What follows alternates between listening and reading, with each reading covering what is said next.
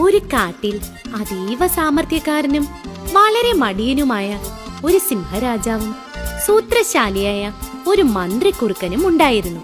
ഒരു ദിവസം, എടോ മന്ത്രി.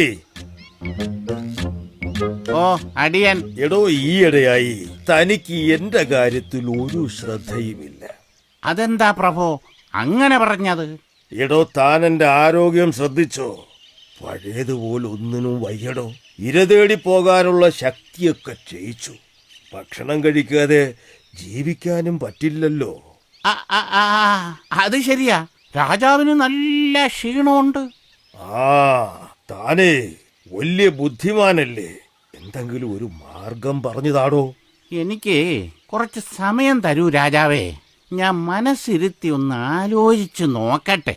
താൻ വേണ്ടോളം ആലോചിച്ചോളൂ, പക്ഷെ എനിക്കൊരു ഉപായം പറഞ്ഞു തന്നേ പറ്റൂ.